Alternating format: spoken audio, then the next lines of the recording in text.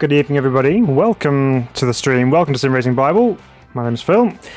Good to see you with us this evening.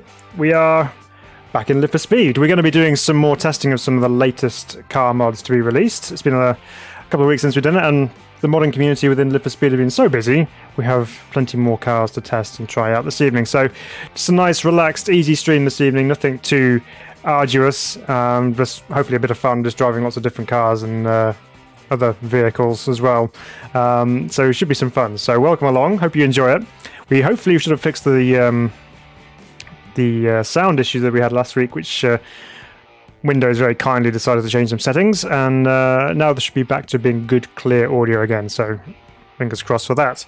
So let's dive into the game, shall we, and get ourselves in to see what our first mod that we're going to be trying out this evening is going to be, and go from there. So here we go. Fantastic. Let's get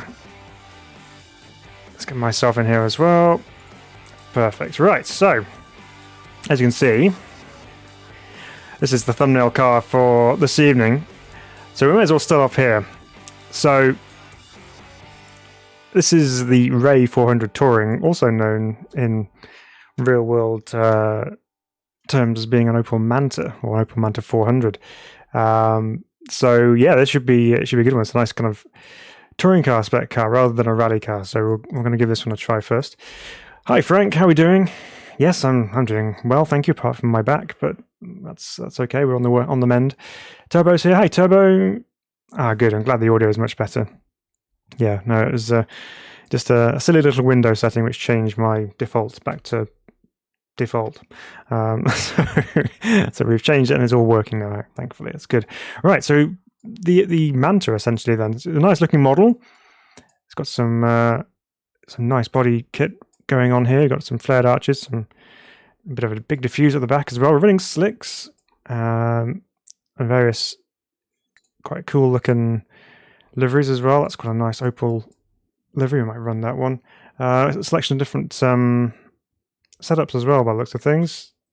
It's got a ring setup, which is interesting considering we don't have the Nürburgring in Live for Speed. So we'll jump into this setting here. We'll go to West Hill because that's what the setup is supposedly all sorted for. So we'll jump on here and see what this one's like to drive. So excited to be back in Live for Speed again. It's a real favourite of mine, and it's really come alive just recently with the addition of the mods, and it's really doing well. So let's see how we get on from here. We're obviously in hot lapping mode, so we're set a little way back from the start line.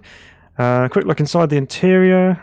So yeah, we've got its own specific interior going on here. It's got its own custom dash. It looks like it's using one of the wheels from one of the XR or the Pro cars, the GT-Rs. But you know, functional race car interior. So let's go give this a drive and see how it goes. Ooh, very good. It's got some turbo noises as well.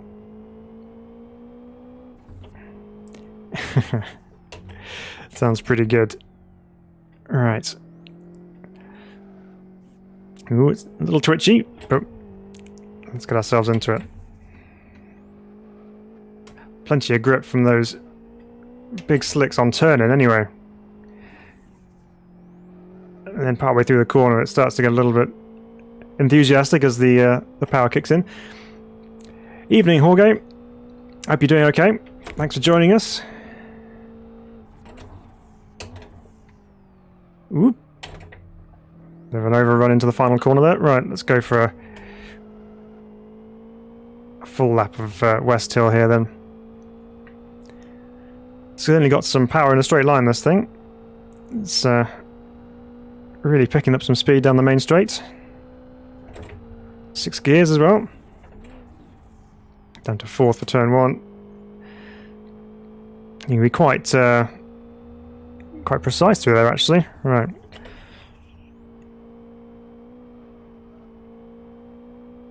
Yeah, not too bad.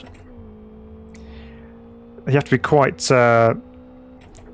careful with your inputs. I think if you try and go in too aggressively with steering angles and things, that's when you start to get into a little bit of strife with the wobbling.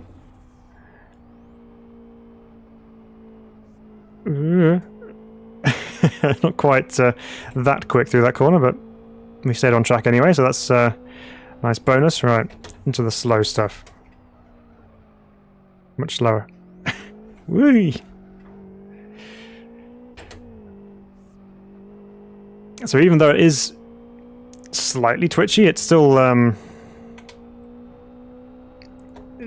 very controllable, which is the great thing about Live for Speed, and the fact that it actually has really good tyre physics, so it's easy to control at the limit. So I'm just changing a couple of settings on my wheel here because I've got it set to a different profile. So now we're back on the right profile here, so let's see if that makes any difference. Because I know that when you got the rotation set at auto on Fanatec stuff for Live for Speed, it doesn't always work. So I've set it to 900 and then it's picking it up properly. So let's see if that reduces some of the twitchy stuff going on. But overall feedback's very good actually on this car.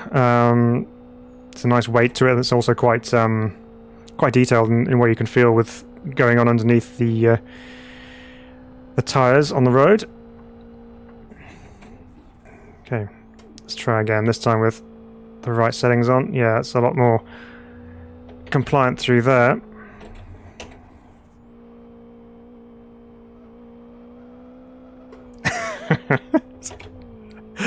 Big slide on the exits.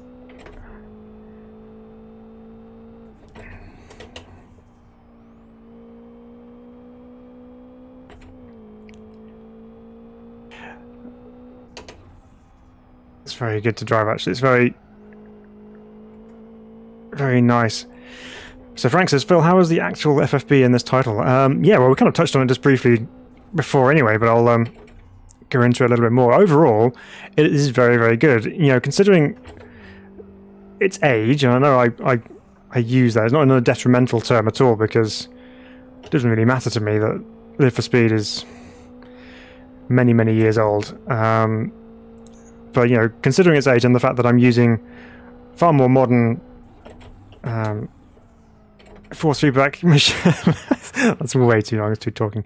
Considering I'm using far more advanced force feedback wheel than what was available at the time when this title was out, it still manages to produce really good force feedback through this Fanatec stuff. So yeah, as far as detail wise, it's really good. It's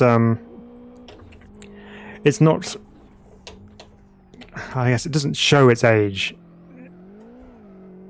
because you can really feel the weight of the car, and obviously a lot of that's down to tyre model physics as well.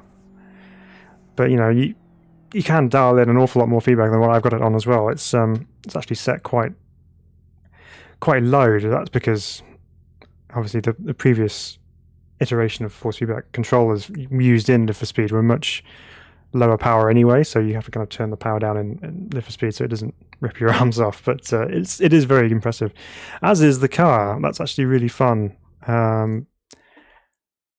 That's really cool. Nice looking car. Some good wheels to it as well. Very, very retro looking car, and good fun to drive as well. So yeah, good strong start. Right, let's go see what else we can find. So we're in obviously the modding section here. We've got it on set to all. So let's have a wander through and see what extra ones we've got in here. And there's a few in here which I'm really looking forward to trying. But let's start off at the top here. So what's this? This is the Dorito Astro 20C, which I think, from reading the forums things, Dorito is supposedly the fake name for Mazda. Not too familiar with this model, but it's like an 80s saloon type car with 4 exhausts. So I'm expecting, what engine does it say it has? 2-litre inline triple. Okay, let's give it a rip.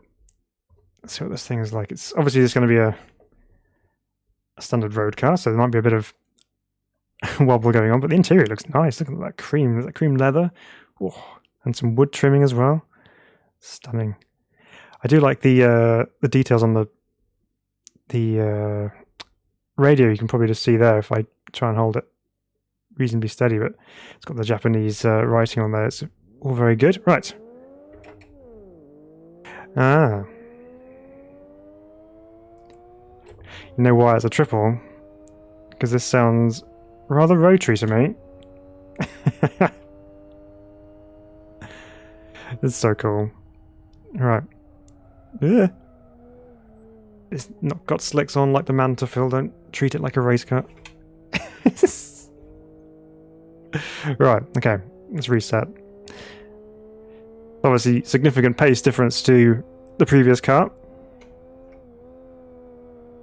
Oh, it's just so nice to just hold the slide and live for speed. It's just so rewarding because you get the car sideways. You can feel it sideways, you can just hold it there.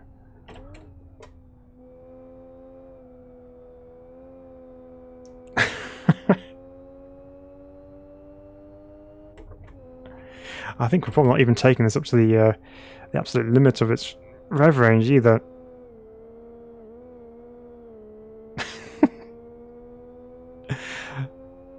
Alright, let's rev it all the way up to the red line then. It says it's going up to 7.5. Okay, we ran out of road. I'll have to use the back straight for that test.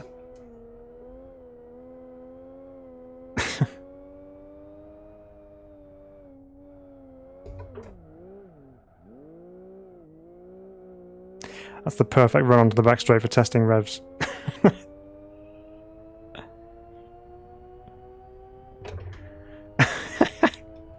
Oh, that's so cool, isn't it? Just, you think it's just going to detonate.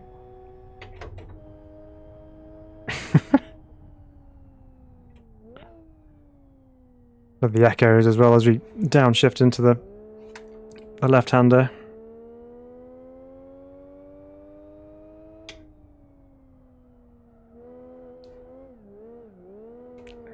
I think I'm overheating those rear tyres ever so slightly because it's now even more willing to go sideways as I turn into a corner.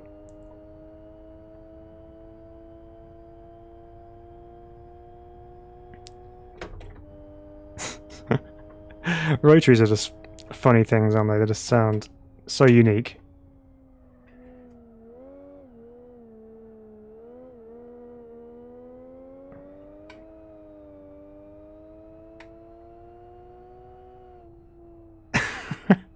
But I love it, you just feel the weight shifting around.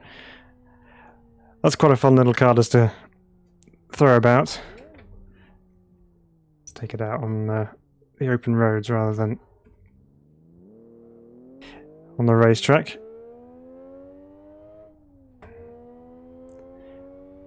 Get ourselves onto the access roads in a moment just as we cut off here. The other wonderful thing about Live for Speed is the opportunity to just drive wherever in the maps.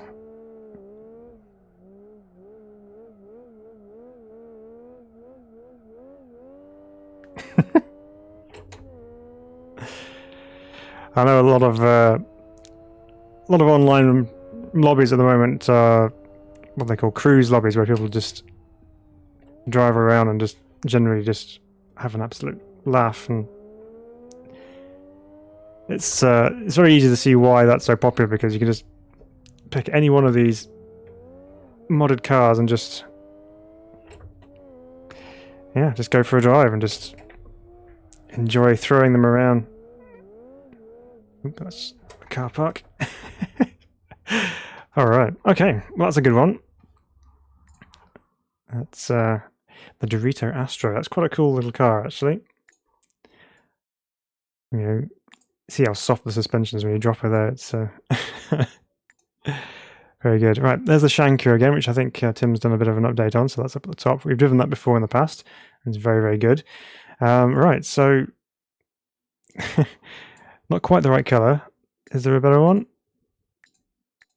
I don't know. I wonder why that's gone, because I had a look at this the other day and it actually had the proper Eleanor colours. But that's okay. So we have a Shelby GT500 star of Gone in 60 Seconds, of course.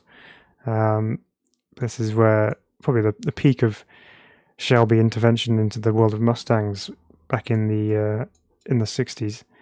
A real gem of a muscle car. I think a lot of people really love this one. I'm quite a fan of the GT350 as well. Actually, I think I prefer that look just because it's the standard notchback standard fastback Mustang from the 60s. But yeah, the GT500 is nice as well. So we have a no hood option should you wish to drive around with no hood.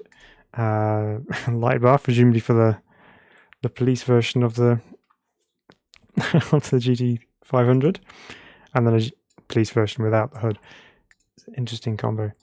We'll just take the standard one. Where should we go with this one? Let's go visit the coast, Fern Bay. Go drive around there. All right. So the interior, lots of chrome. Lots of chrome. We've actually got 2 steering columns by the looks of things.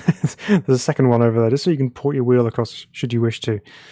I know that the dashboards in some of these old cars are quite symmetrical, so it didn't matter if it was right or left-hand drive, but I don't recall any of them having their own spare steering column. But that's okay. Let's go.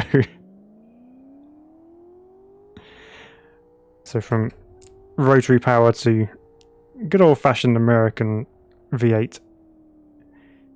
Now, I'm going to treat this a little bit carefully because I'm not quite sure what kind of a chassis we've got underneath us, or how much grip we have available. Although so far, feels to be reasonably well sorted. He says this is the rear end starts to come around in the middle of a corner with not much incitement. So yeah, gotta be on your toes driving this thing, obviously. Now the muscle cars like this were mostly designed for straight line ability rather than being able to go around corners effectively. So it certainly has a good straight line speed. It's actually probably got, as I nearly grabbed the cliff face there, it's actually probably got better cornering ability than I would expect it to, and probably better braking. I know I completely missed that corner there, but driving these old cars, you don't really expect the brakes to be absolutely fantastic and stop you in a very short distance. But the brakes on this seems to be quite strong, so let's get through the chicane here.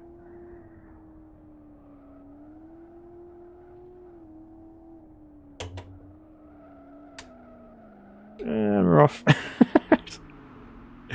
Just visiting the beach. We're at the seaside anyway, aren't we? So it makes sense. If I can get out. That's the good thing about the gravel in Need for Speed as well. It's not always easy to get out of, as you'd expect. Where are we going here? You know, I don't think I've ever seen this part of the Fern Bay circuit. I always cut through here and never actually go around that loop, so interesting. So the one thing I have noticed with this, I don't know if it's just the right-hand drive edition or not, but there is looks like a bit of dashboard covering the fuel gauge slightly, but other than that, you know, not bad at all. And as I said, it's quite, it feels quite modern to drive rather than an old classic muscle car, so it's fun to drive anyway, regardless, but maybe not quite like I was expecting it to, but then I have never driven a GT500, funnily enough, so it may well actually be absolutely fine. But it's that conception that you have that, you know, it's an older car, the brakes possibly not as good as some of the modern cars. I mean, they're not F1 standard brakes by any stretch of the imagination, but they do seem to stop quite quickly. But nevertheless, you can throw this thing around and have a really good drive with it. Doing the old Top Gear thing, we're just sending it sideways everywhere. And that was too much through the transition there. Okay, so there we go. That's the GT500 Eleanor. Very nice indeed. Turbo says, try Bavaria A30 SU. Yes, those are the BMWs. I'll have a look at those. I don't think we've driven those on stream yet, so yeah, we'll definitely take a look at those. Okay, let's move on. The SLX 300X, which is essentially a Nissan 3000X. This is a 3000 or 300Z. So one of the larger Z cars, but quite a cool little thing anyway. I've always liked this shape of Nissan. Actually, it's a nice classic wedge-shaped design. So let's go take this out for a drive. Where should we take this one? Look at Aston for this one. Just open it up. Has Frankie not entered the building, says Frank. No, it doesn't look so at the moment. But that's okay. That's all good. Yes, we've got the nice T-top. You can just about see over the top there. This car has what they call a T-top design, so you can take the two panels out left and right. And then it's basically just like a central bar that goes over the top of the car just to kind of retain some rigidity. Okay, first things first, jumping in the car. This is not the actual dash of the car. This is using the XRT dash from Need for Speed, so it's using that interior, because the dashboard on one of these things in real life has these quite large protruding button clusters which come around the side of the wheel. That's okay. Interiors are not the easiest things to model, so sometimes you just got to use what you've got. Yep, you can definitely tell it's a 6-cylinder. I've got a bit of turbo noise going on as well. Whoa! Well, that's a little unexpected. Now, I know it's a big car, but wasn't quite expecting that weight shift like that. I'm driving a bit more, see what we can find. So, Ivan Lashenko, welcome, Ivan. You can also try the GT-R 05. I'll give that a look as well.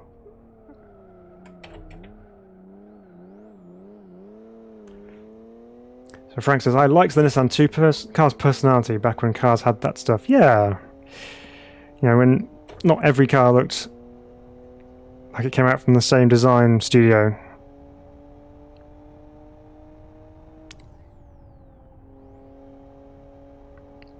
Again, trying to remember where I'm going here on the far-flung reaches of the Aston circuit. We'll go out this way to the other side of it. Do the reasonably quick sweepers. Just not that quick, especially when you catch the grass on the outside. All right. So far, this thing's proving to be a little bit of a handful when it comes to driving at speed, but let's see if we can tame it slightly.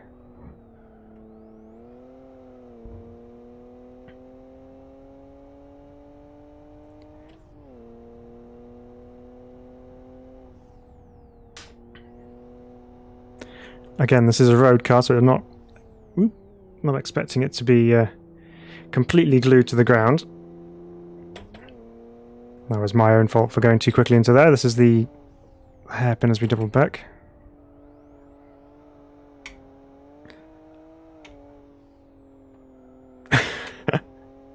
So again, you can hold it in a nice drift for going around some of these corners, but you do get a bit of that weight catching up with you as you try and correct it, and it's not always the easiest of things to bring back in line. Oh goodness, no, there's no saving that one. Bit of a tricky one, this. Get reverse, not fifth gear.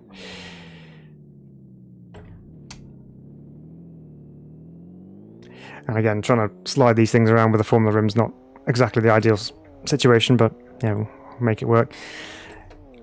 So yeah, a bit of a challenge to drive this thing. It's not the most stable of cars, shall we say, but I don't seem to recall the 300Z as being hailed for its drivability. I don't hear many people saying it's one of the best handling cars ever made, so maybe this is right. But it certainly feels quite cumbersome, and although happy to go sideways, maybe not so much trying to recover from there. So yeah, definitely a handful to drive, this thing. But I have to say, I do like the look of it from the outside. Obviously the inside is just standard dash, but modelling wise on the outside looks, yeah, really nice. Okay, let's go back and see what else we can find. One of those big slides. I caught my finger on the top of the wheel there. Right, what else we got then? So this is the bubble coupe, which I think, I'm trying to think of the name. Is it a Sora? It's like kind of looks like a Toyota Sora of some form. And let's get a slightly different colour. What colours have we got? Some very very 90s-ish kind of colours going on there. Let's the blue looks quite nice. We'll go with that. Or was it a Chaser? I can never quite remember those two cars. Okay, we'll go to Blackwood for this one. Excuse me. Right, so let's go drive this thing around. Again, so those eagle-eyed amongst you will notice this is the same dash as we were just... Ooh, bit of a stutter then. Same dash as we were in just before. Ooh. And very light force feedback on this one.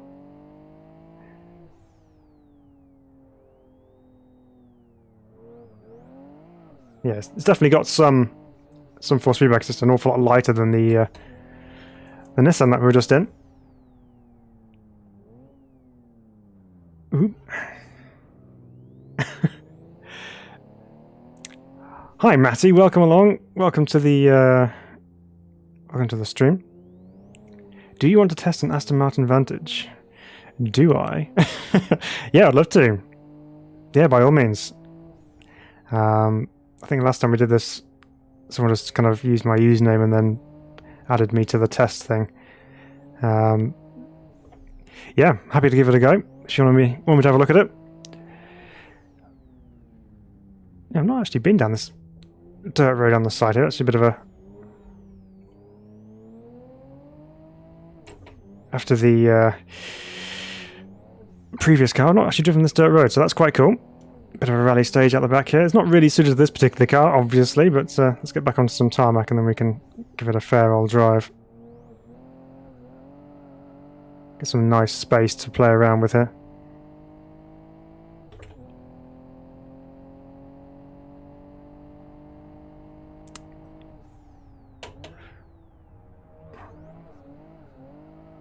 Ooh.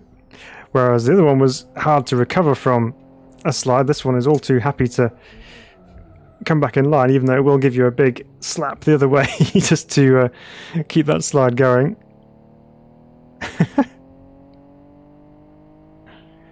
Let's do another quick slide test. That's just throwing it around too much.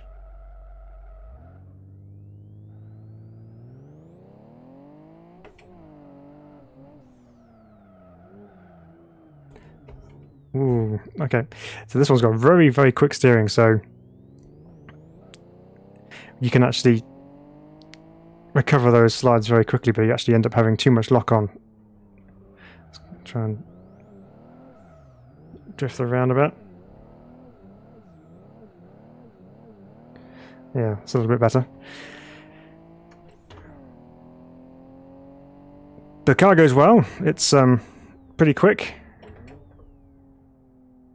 My user Matty is Phil205. That's my username, all lowercase. And I'll happily give the Aston a go. But yeah, this bubble coupe is it's quite pleasant to drive actually. Let's cut across here. Ooh, that's a rather solid bush. Yeah, that's the one. That's the one I haven't.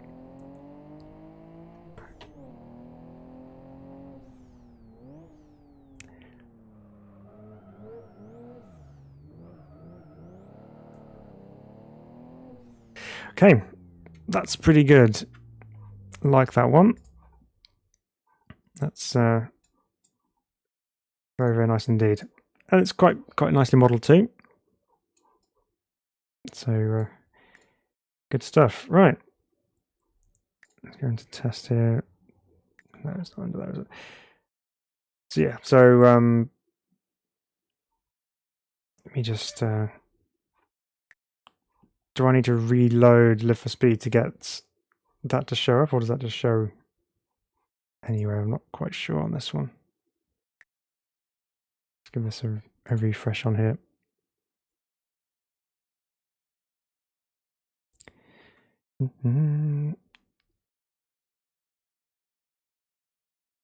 Unknown username, Phil205. It should be. Let me. Yep. That's the one.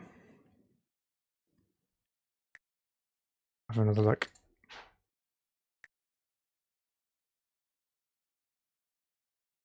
Anyway, so we'll have I'll look through, see what we can do in a moment. Someone's added in a S15 as well at the top there, which is new on there. Okay, so we've driven the Mini last time out. So I think we should take a look at this thing here. This is a very nice Jag XJ. Looks rather cool, quite menacing. I like the blue, that's nice. Give this a go. So what's this one? There's a 4-litre V8 in this thing. So let's go see what this is like. Now this has got a, looks like it's got a custom interior. Hasn't got the wood I would kind of almost expect, but it's all good. Let's have a go. Oh, that V8 sounds awesome.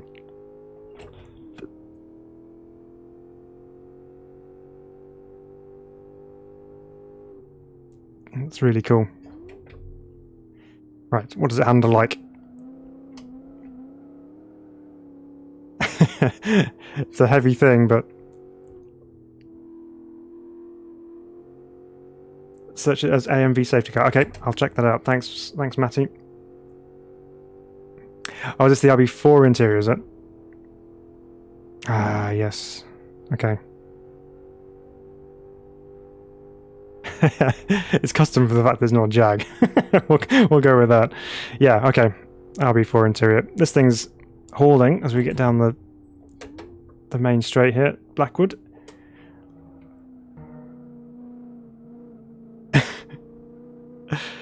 Yeah, it definitely feels very heavy as well, so that's good. As you would expect, it's a big car.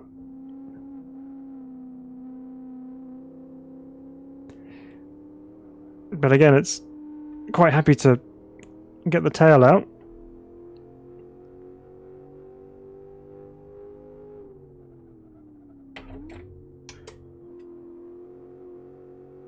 It's nice. You can just balance it through the corners.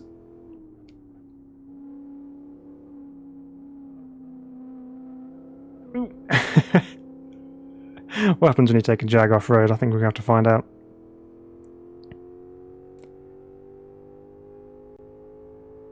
Take it onto the rallycross track here.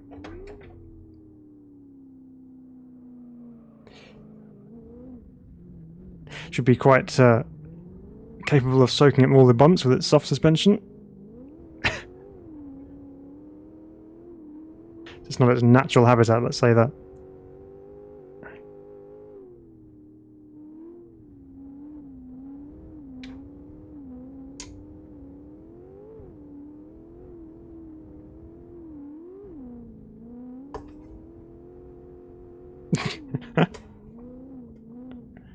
It's a little out of control. Oh, just we get back onto the tarmac again, we lose it. Held onto it for so long. But then, yeah, as we said, that's not exactly where it's meant to be anyway, but it's good fun.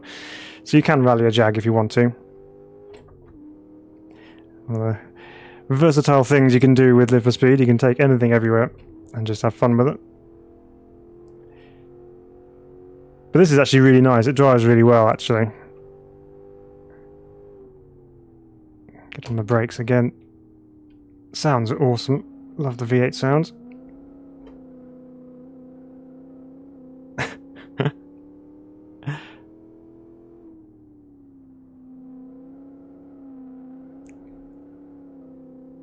Very forgiving to drive actually, I'd say, this one. It's yeah, it's quite nicely balanced. Let's try and drive it without being a hooligan. Even so, there's still a little bit of movement from the rear end.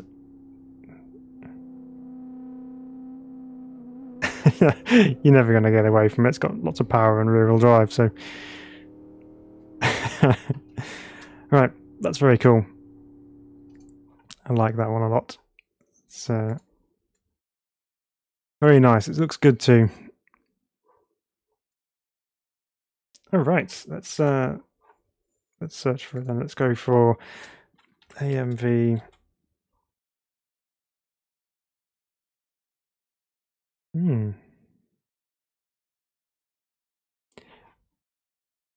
Right, that's not showing up on there then. Maybe it just needs a quick restart and we'll try that.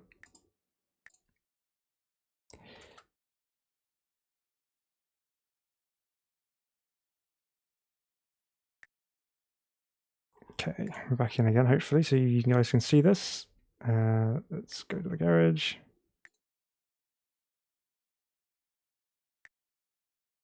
There it is, yeah, just needed a restart. Look at this. Right, let's make sure you guys have... I can actually see this as well. Yep, that's good. Yeah, I did a refresh before, it didn't seem to make any difference, so that's okay. Right. Double click the button or refresh and chat. Right, okay, gotcha. Aston Martin safety car version. This is a nice looking model, Matty. It's obviously the new iteration of the Vantage. It's got the light bars on as well, obviously in safety car spec. That looks really cool.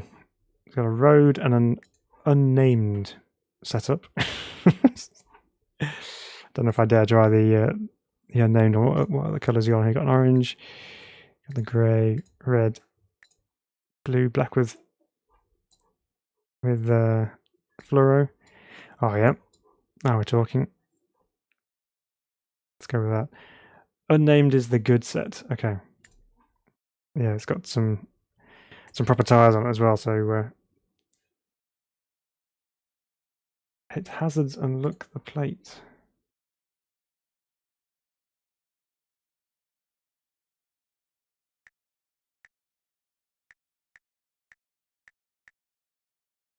Don't quite know what you mean.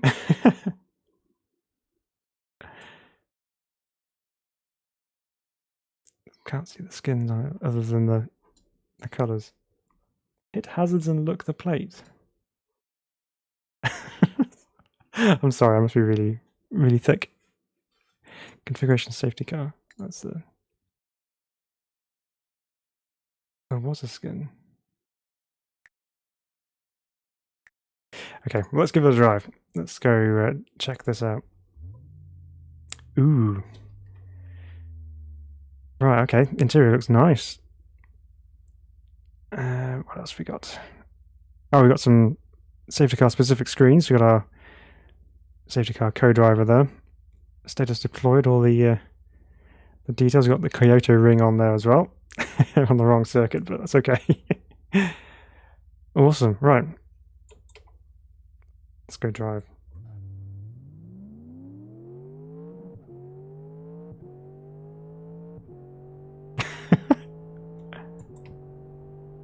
Oh, on track, press the hazards. Right, okay. I don't think I've got that button bound, so we'll have to check that out.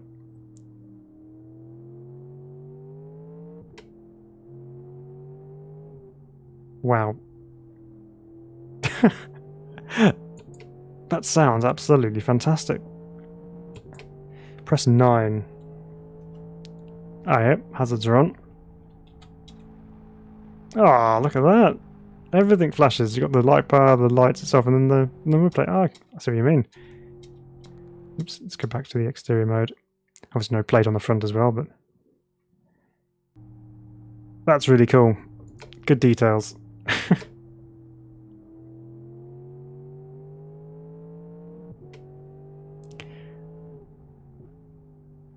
That's really nice, actually. It's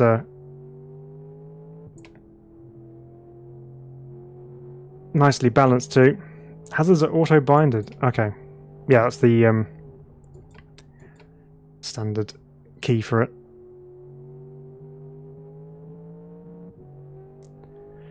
Oh, I love the sound of this. That sounds so good. It feels quite tight as well in terms of its chassis, so it's quite... I think it says the screen say... Oh, it does as well. That's fantastic. Well, this is a very different kind of mod to some of the other ones we've driven, but you put a lot of work into this, Matt. If this is your one, that's absolutely fantastic. Love the little details. Hey, safety car's coming in this lap. Or I might just carry on for another lap. Oop. Except I can't turn hazards off.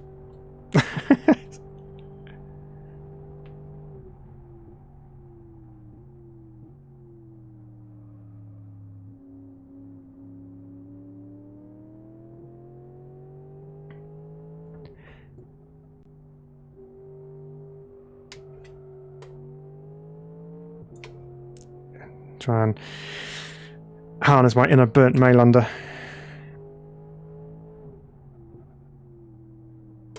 I have a crowd of F1 cars behind us. All we need now is just for extra realism, just to complain at me from going too slow.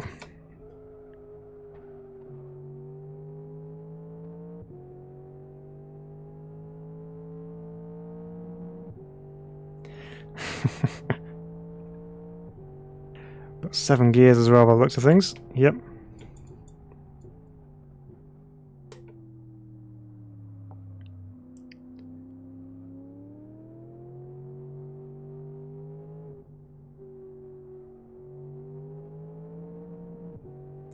This is very impressive stuff. It's nice to drive, actually. I mean, even though it is a safety car, essentially, you could probably just drive this just as a standard car, just to enjoy it for a bit of fun on track or around the roads of Live for Speed, because it's really good. Again, force feedback's really nice as well.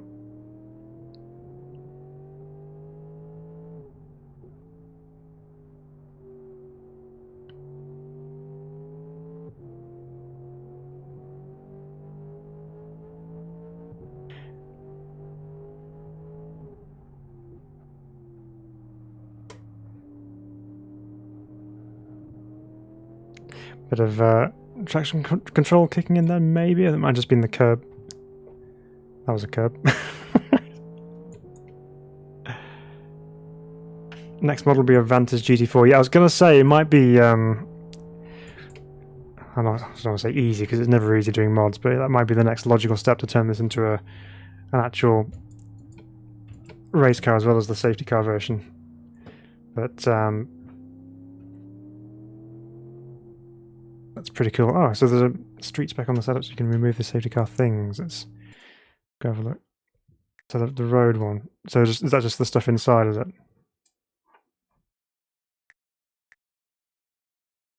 Very nice.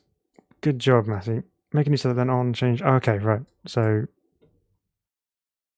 make a new setup. Let's do street. And then configuration street. There we go. Take all the lights off it. Very good. Oh, that's really good. Yeah, I'm impressed with that.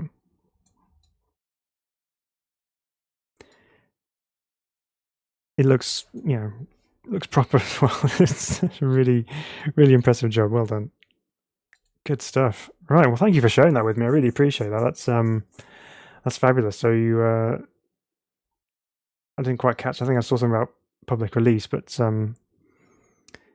yeah, that feels good to go. To be honest, obviously it's up to you whenever you want to do that, but that's really cool. Excellent stuff. Right. Well, let's carry on then. So the next one I want to check out, which was on our intro screen, is this one. Has a little bit of interest here. This is I think it's fictional, but based around a certain marque's current electric racer. But this thing is an electric car, and it looks really quite neat. Actually, it's a nice little shaped car. This one. Just in the yellow as standard. You got default and you got TC off. I'm not sure whether we dare try it with TC off just yet. We'll drive it as it is and see how we get on. Right, obviously electric, so no engine noise until you go. And only one gear.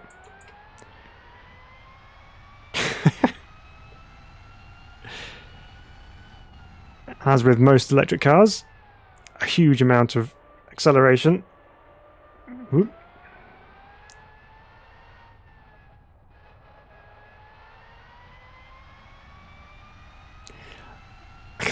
The numbers on the dash is going up and up and up. No stopping it.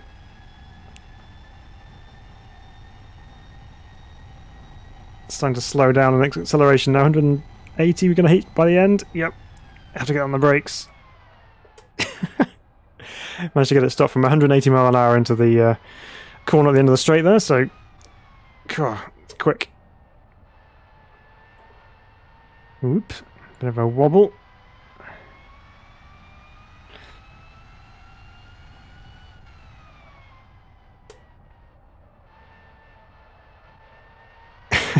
Again, it's quite twitchy actually on the corner exit, this thing, but there's some very wide slicks on it as well, so plenty of cornering grip.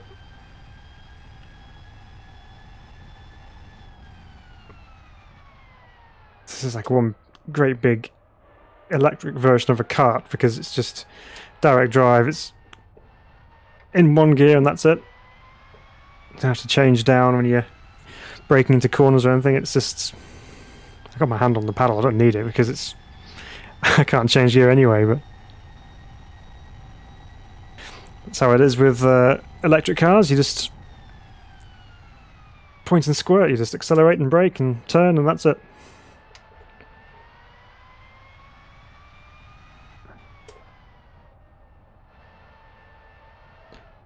It's also very difficult to know when the all the torque is going to kick in, because I was putting the power down, well, I thought was reasonably gently there, but it still broke away from me.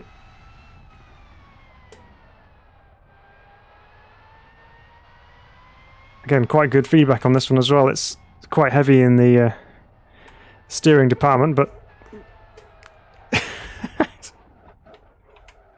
yeah, my assumption that probably not trying the TC off version is probably the best.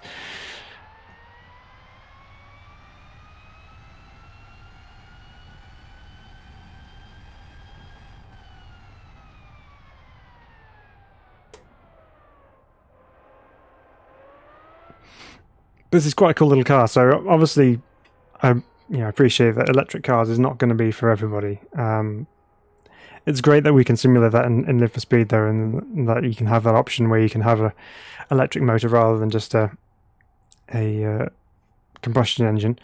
So yeah, I appreciate that not everyone's going to like electric cars, but if you are interested in electric cars and you do find them to be quite fascinating or fun to drive, then this is certainly one for you. So, and even if you don't really get on the electric train, and this is a fun little sports car essentially with some good driving dynamics.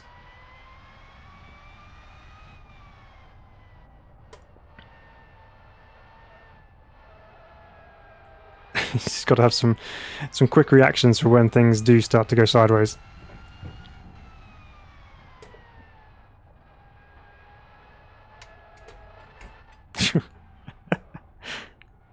And it all happens in relatively quiet levels of noise because you only have the motor noise. That's it. But it's that's a pretty cool little car. It's pretty fun to drive. You have to be paying attention. You can't just drive it without watching what you're doing. So that's very good. Okay, let's carry on then. What else have we got that we haven't tried yet? So, seeing as it's we've tried one big luxury car this evening, how about we jump in this thing? This is obviously based around a big Mercedes. Probably, I kind of got lost with model numbers of Mercedes. So I think this is not quite an S class, is it? I think this is an E. Too small for be an S class. So we'll drive this kind of blacked out Mercedes and just see what this thing is like. We'll go to Aston. Oh, West Hill. Sorry. We'll go there. Go drive this thing around. See what it's like.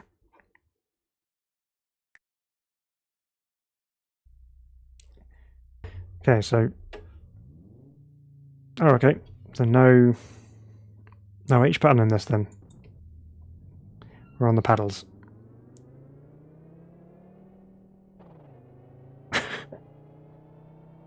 I didn't check what kind of engine was in this thing, but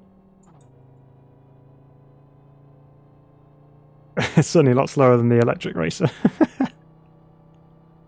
It's also quite a lot slower than the Jag too. Not many gears either. Feels a bit wobbly.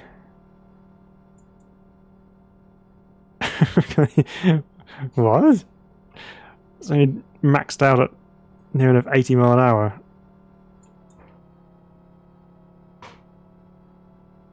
It's a diesel, is it, Turbo? Thanks for that. I should have checked earlier. Oh, now we've got another gear.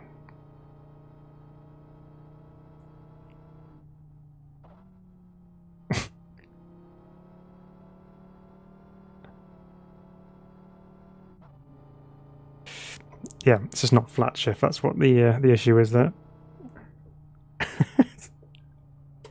So although we're on the paddles, you can't just keep your foot planted and accelerate through because it won't let you.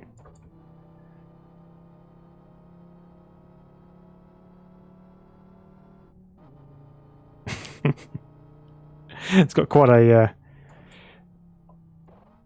industrial sounding transmission in this thing.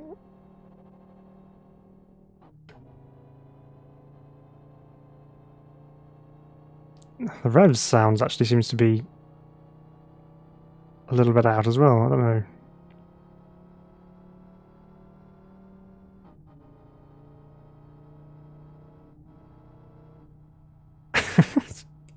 Okay, it's a little bit underwhelming actually in a way. It's a bit of an odd thing, but right. Let's see what it does around corners. Heavy steering wheel. You run out of revs pretty quick. Yeah, diesels obviously don't rev as much as a petrol engine does.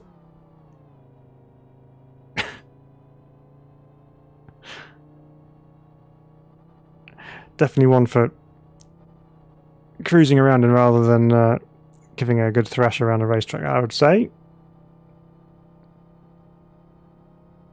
But yeah, it does seem like the engine rev sounds don't match every time.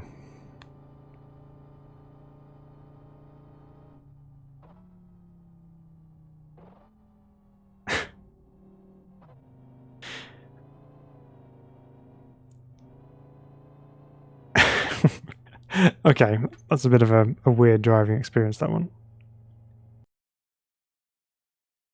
Looks nice though. It's nicely modelled. It's just a bit odd to drive. Not quite sure what I was expecting, I suppose, but yeah. Okay, let's move on. So looking through here, there's a few which we have driven.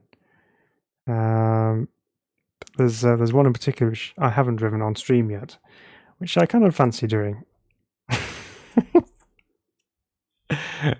So we have what's known as a PP50, which is obviously a Peel P50. Again, showing the complete unique nature of vehicles that you can drive within Live for Speed. This is obviously three-wheelers, one driven wheel at the back, and the brakes are on the one rear wheel as well. So yeah, let's see. That's probably not the ideal place to drive this. Let's take it to the kart track. We'll start off on here. So I guess the big question is, one, how is it to drive? And two, is it stable? Let's find out. We're away. Okay. So far, so good. Does it stop? It does. Whoa. Okay, so it will try and tip up if we go too quickly around some of these corners. And we're over. Okay, let's try and complete a lap then. That's our next challenge.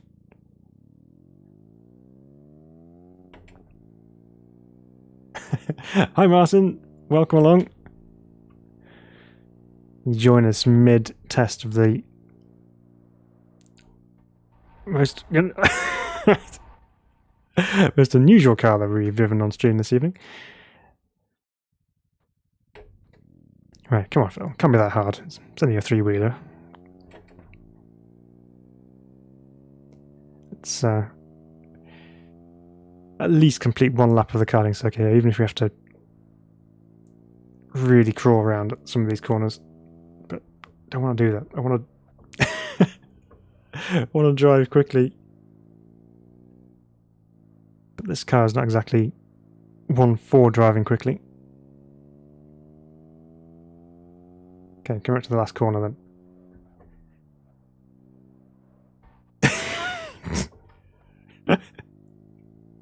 Well, we made it. We haven't turned turtle just yet. So, do you know what I think needs to happen here? Oh, look at that, going up there. Oh, Jeremias. Oop. I'll read your notification upside down. Jeremias Zanalita has subscribed. Thank you so much, Jeremias. I appreciate that. That's it's very kind of you. Thanks for subscribing. Put a comment. I'll say try the RC11. That's a good mod. Okay, we'll have a look at that. But what happened? What we need to do here? So back when we did our first look at some of the mods coming out for Live for Speed, we drove one particular car, which was fun, and we did a short video on it as well. So what we need to do? Oh, in fact, I've even got something set up already. Look at that. So we're going to race some of these Peel P50s up against the Little Tykes cars, because the Little Tykes cars in AI control are renowned for being a little bit wild. So let's go to we'll do the national circuit in reverse, because I quite like that layout. So yeah, we're going to take the Peel P50 up against the Little Tykes car and see if we can survive. We have a one-lap race. Here we go. Peels to the right. Little Tykes cars to the left. And a survival race against the AI. Away we go. At the back of the grid, we have everything in front of us to all go wrong. Got a decent start up the inside.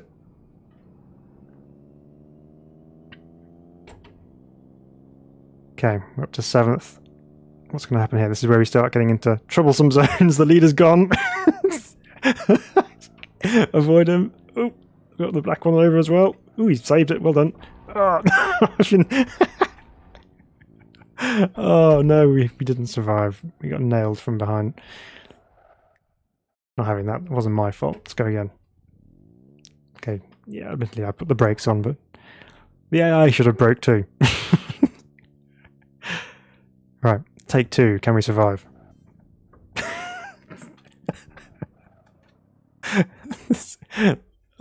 Got a bit light crazy then. I was like, right, it's got to go green now, surely.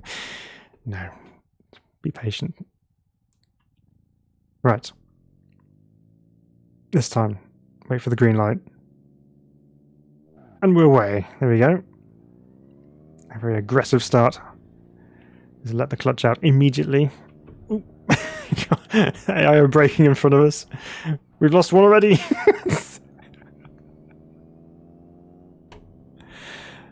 We've lost ground on the leaders, but that doesn't matter because we've got to make sure we get through here. The red one didn't learn from his mistake last time round. Okay, come on. It's going to squeeze up the inside there. Okay, so now we are the lead peel. Ooh. All the little Tykes cars are gone as well. We're in the lead, right. Now what we need to do is just bring it home. Easier said than done, perhaps.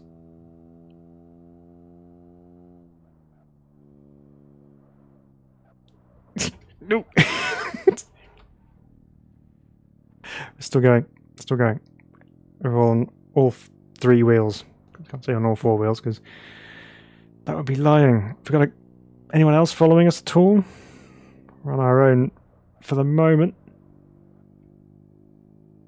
I think everyone else is just busy picking daisies.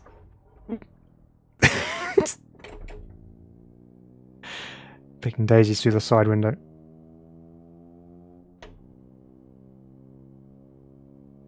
Look at them all there.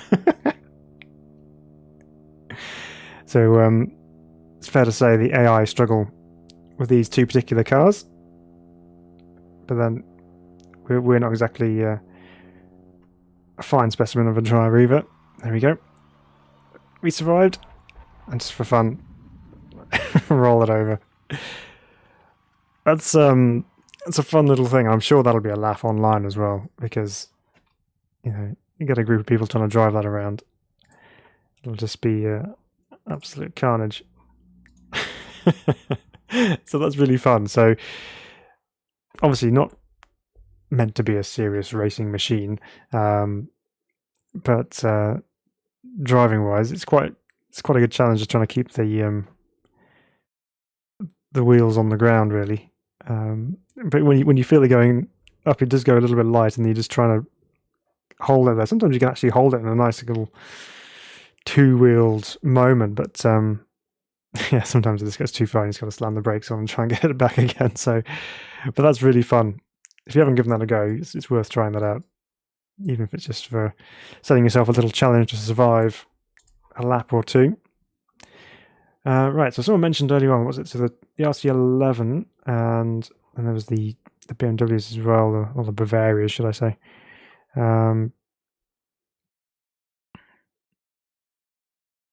So there's one of the, it was the SU, was it the SU?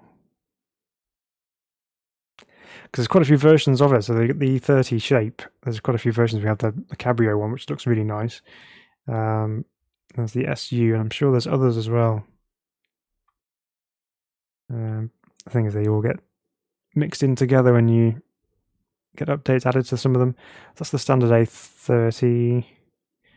I'm sure there's more as well, but yeah, obviously there's the Group A ones as well. Okay, well, let's try that SU one. Where's it gone? Basta. Somewhere down here, was it?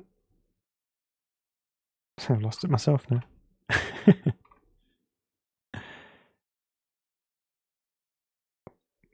Where's that gone? Why am I being blind? There it is. Right, let's try that. So, obviously, not a BMW, but BMW E30. One of the nicest shaped saloon cars, especially from the 80s. But this thing's a nice looking car. So we've got that one which has got set up of roll. Not quite sure what that means. Then you got a low, a fun, and a stock setup as well. Well, we're all here for fun, so let's try the fun setup. We'll go to Rockingham this time. That's what I love about Need for Speed. You can just jump between tracks within seconds because it's so quick to... Oops! No, we don't want that one.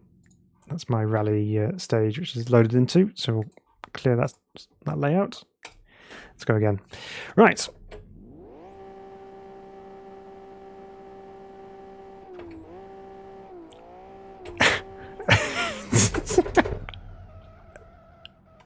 Okay, now we know what we're dealing with. Let's go again.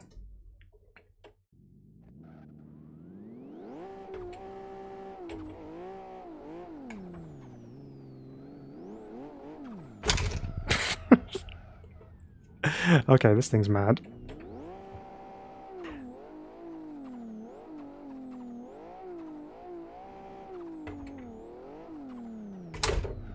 Goodness.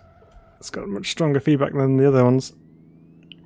Can't even get it to go around the corner. Right, let's just calm this down a little bit here. Love the turbo chatter.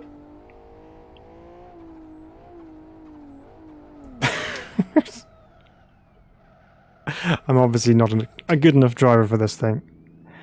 Or I just don't have enough space to grab hold of the wheel.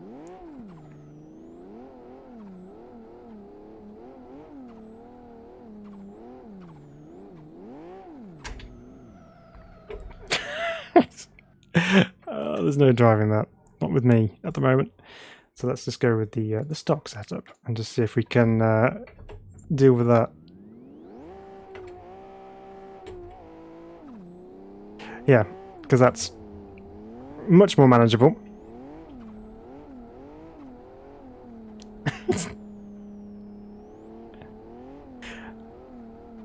I'm pretty sure most BMW E30s wouldn't come out of the showroom like this, because otherwise you wouldn't have many sales reps left.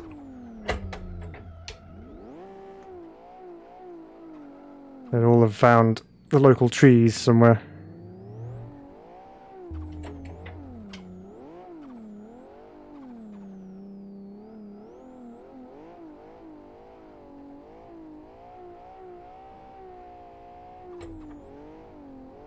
Okay, this one does feel a little bit more, dare say, controllable, or probably better to say manageable.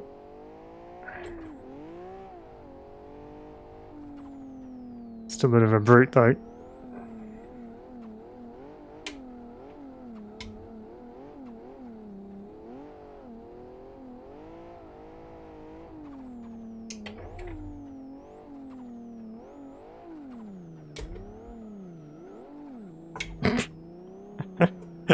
Sorry, talking's gone out the window. Busy concentrating. Oops, don't go through full throttle. Can't deal with it.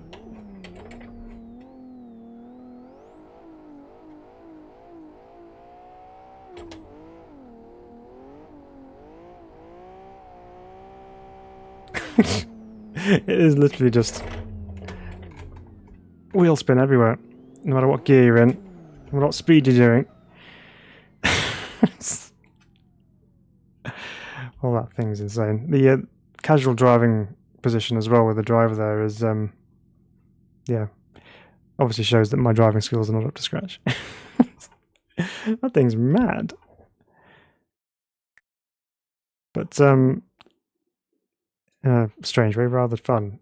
Right, okay, let's get back on track here a little bit and try and find something I can actually handle. Okay, so quite a few of these cars we've driven on stream. Let's flick through see if there's any other ones we haven't yet explored. Seems on Mad Things. I've not driven this yet. I've no idea what I'm looking at. Have you heard that going around the background? That's some Mad guy driving past my house. Right, so let's put the driver in. Where's the driver sit? Okay. All right then. So it's a head-first design, this one. Okay. So what are we? Four-wheel drive. Well, it's only 134 brake horsepower. I'm sure we can manage that. It's not like we were driving a BMW E30 or anything. Right. Again, electric motor. This is a car for those who like to drive from bumper cam, regardless of whether you're in the cockpit or not. 125 mile an hour before we...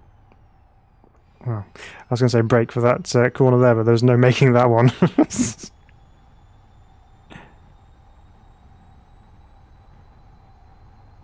We'll just do a lap of the oval for time being. See what kind of speed we can get up to with this thing. Over 130, nearly up to 140.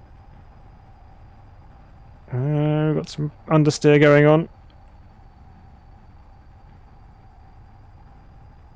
Can we top 140 now? We're getting up to speed a little bit more. Obviously, we've got to get through turn 1 here without hitting the outside wall, which we just about managed to do. I think 140 is probably going to be our lot. 143. It's too busy trying to keep the power down. Okay, so this thing's reasonably handy in a straight line. Let's see what it can do on actual corners rather than just oval banking corners like this. So we'll try and get ourselves stopped for the infield section at Rockingham this next time round.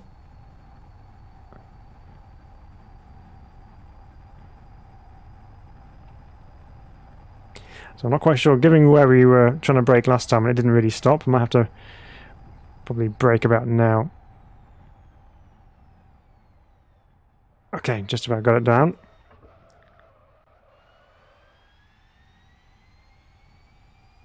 So, into the tight twisty stuff then, what's this thing like? It's not easy to call it a car, because it's kind of a thing.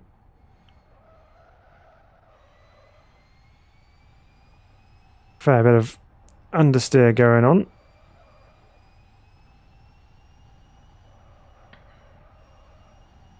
But it is four-wheel drive, so a bit of throttle might help.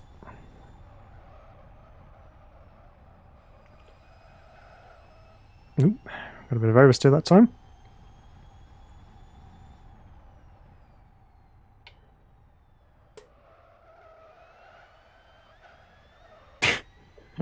You had to kind of wait to get into the corner and then put the power down. It was quite happy to get sideways on the exit, but I can imagine this thing would be quite a scary experience going head first.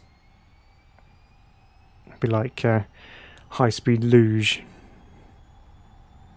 except with an electric motor rather than gravity. Through the old first corner.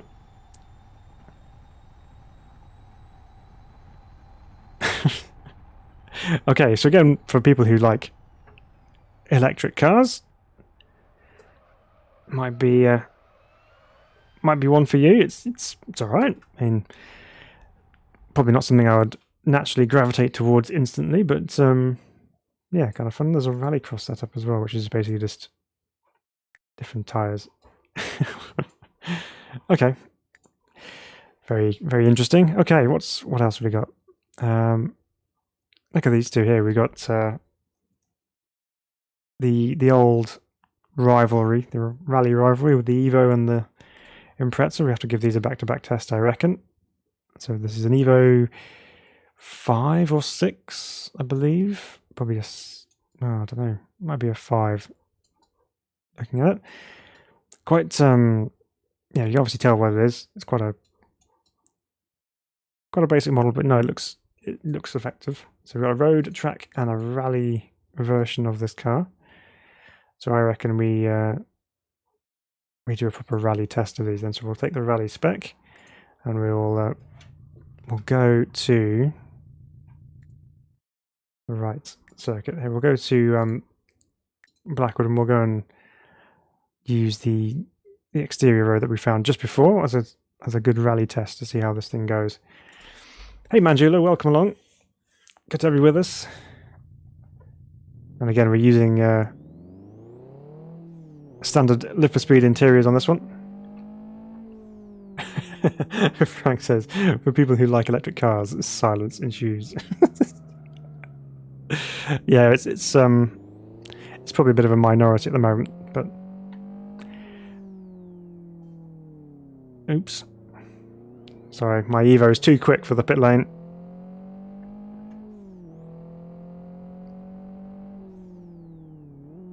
Again, some nice turbo sounds to enjoy with this thing.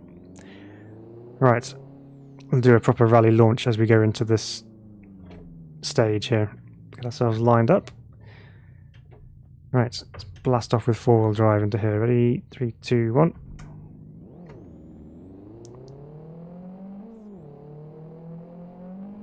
So the Evo was quite tricky all the time with its clever differential and power management systems. It was very successful in the world of rallying, as was the Impreza. Both have cemented themselves with legendary status within the sport and within car fans in general.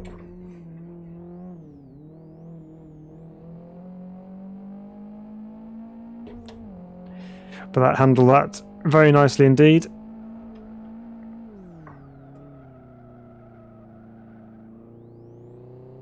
Just about missed the curb. All under control.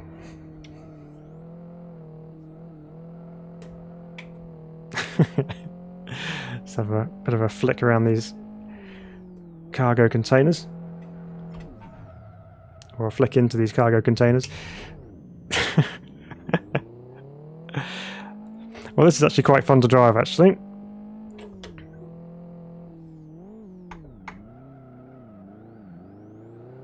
Using the handbrake a little bit there as well.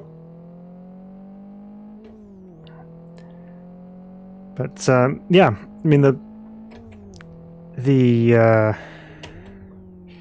Evo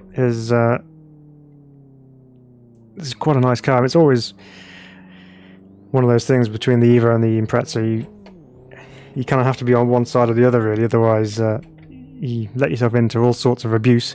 But I'm actually quite a fan of both. So hate me if you like, but both have their qualities and the things that they make them so unique. So, but what they did do for the automotive world, as well as bringing a little bit of the WRC to the roads around the country, is kind of breathed a bit of life into standard saloon cars on the market at the time. So you used to get, you know, hot versions of certain cars, but the Evo and the Impreza WRC and STIs and things are just always, you know, it's that little bit special, a little bit different, and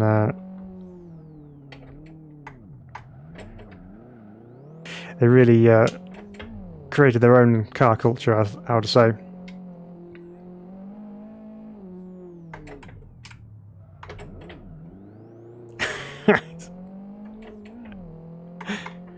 Just you know, reacting to that corner coming up and then putting the handbrake on as well, and just getting it into there was just,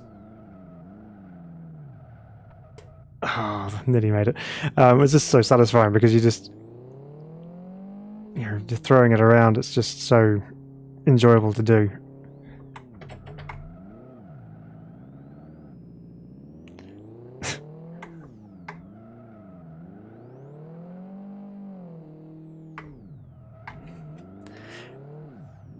And you can be quite precise with it too.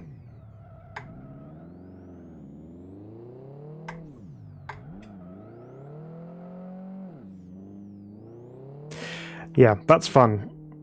Nice handling model on that car. It's yeah, I like that. I know, you know, obviously it's got its basic look to it, but that's really good. That's really good. let's try the nemesis of the Evo and go with the Impreza. Again, you know, fairly basic looking model in terms of its polygons and things. However, you can definitely tell it's an Impreza. And of course, there's a rally version, which we are going to have to try. And we'll go do the same tests. Same interior again.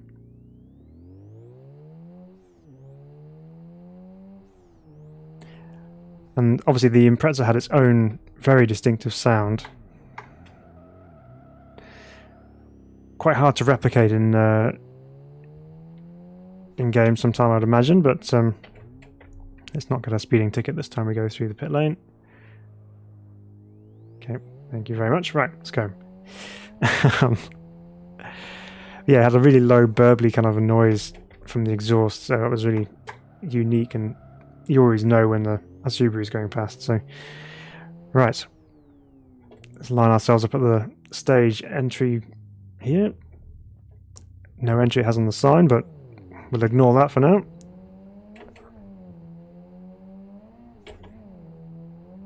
It's got a nice little section of dirt road here.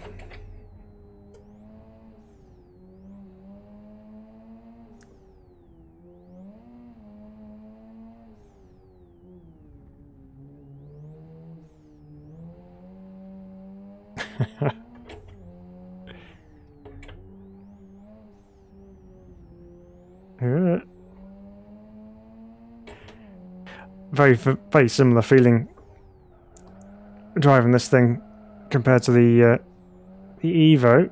Perhaps not quite as sorted as the Evo, actually, in terms of how planted it feels on the road.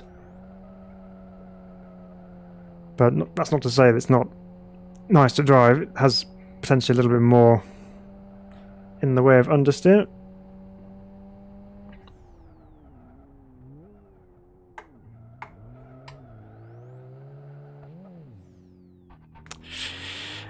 Didn't quite scrub off enough speed there. Right, do a quick tour of the roundabout.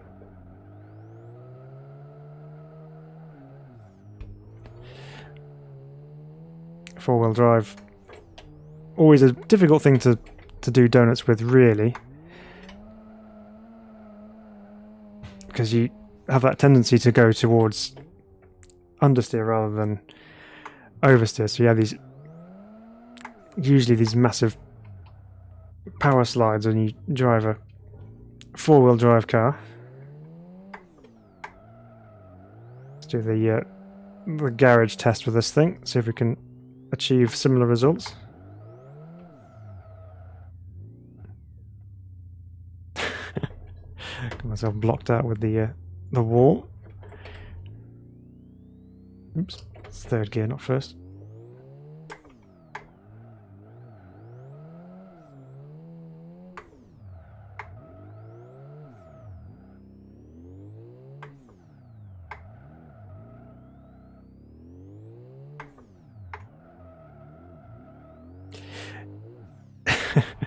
Maybe not quite as successful as the Evo, but yeah, you can still move this thing around quite comfortably.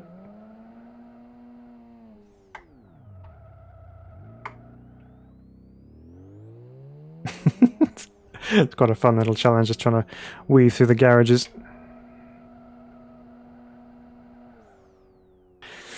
Yeah, good fun to throw around those two cars, and yeah, fans of the two cars, I'm sure, will be very happy with that.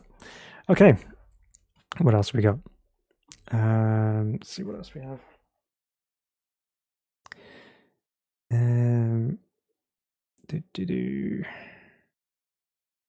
I don't know if we have or not. I don't know whether we've driven the McLaren or the McLaren Can-Am car on stream before. I don't know if we have, but we'll drive it now. So we go from a fairly standard four-wheel drive family hatch saloon, with granted a fair amount of power and speed available to it, to something completely different. This thing is obviously rear-wheel drive, and has ridiculous amounts of power and very basic chassis. So let's see what it's like.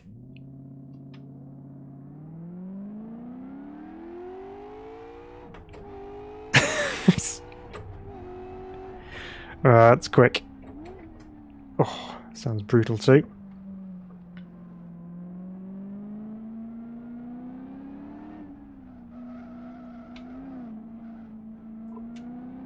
It's twitchy. Now with this car we've got larger rear tyres than we have at the front. Getting light over the crest though, which I don't think I've ever felt in Live for Speed actually. Goodness, it's fast. Stop.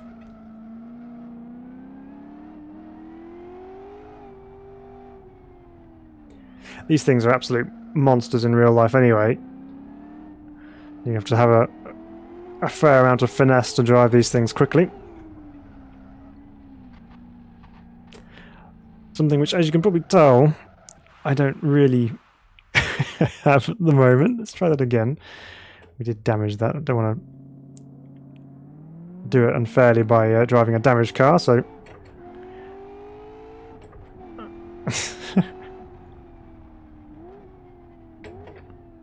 Stop. So you've got to be quite careful feeding the power in. Big black line as we've gone through there. I'm not sure who did that.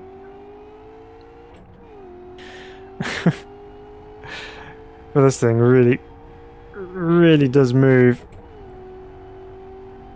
I think just driving one of these things back in the day, at old circuits without the runoff and the safety that we have nowadays, must have been a fairly scary affair.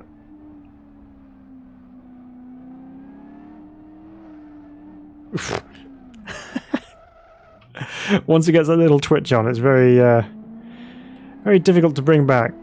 So there we go, there's our lines that we went off before as we crested that hill.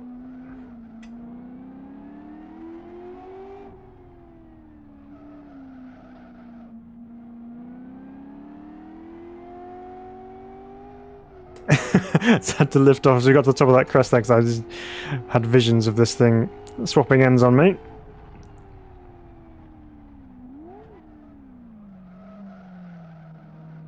Somehow managed to get it stopped.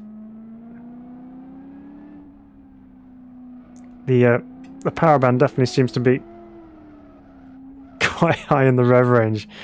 But by the time you're up there, the rear tyres just can't deal with it, so you're just spinning around. But this thing is insane. That's running, what was that? That was running low fuel.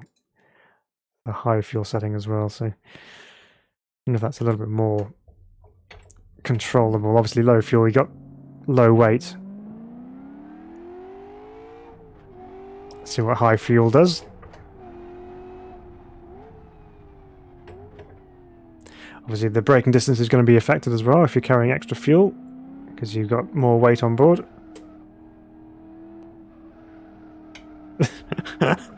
No, it's still just as mad. But fun. Okay, let's see what else we got.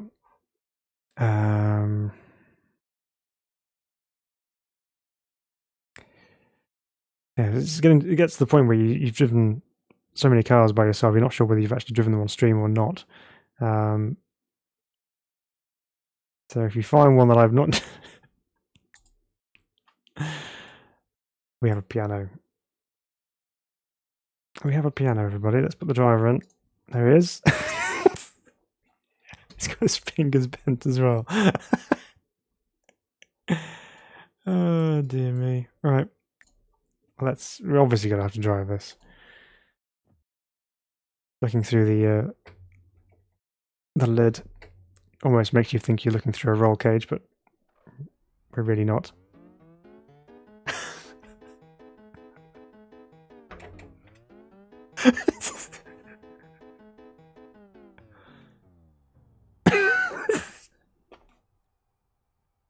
I have no words. Well, that's a very powerful sounding engine. That's very clever. I think there's only one actual gear. It's quite quick for a piano, actually. I have to admit. Very tuneful as well.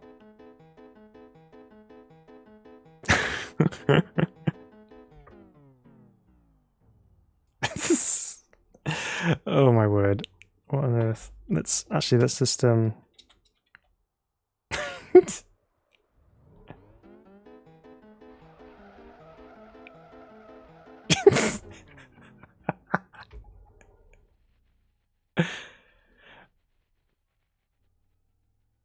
So you can do slides with a piano.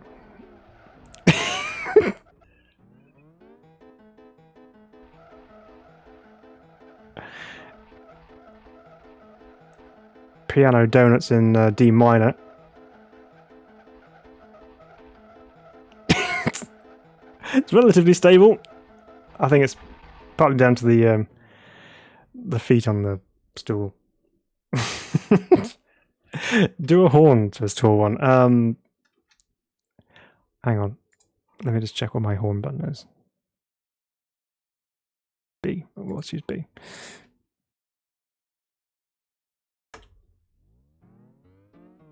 I'm stuck. I don't think it has a horn. It's not making any sound. It's a shame. But that's that's the kind of madness we love with Live for Speed. So good. Well done.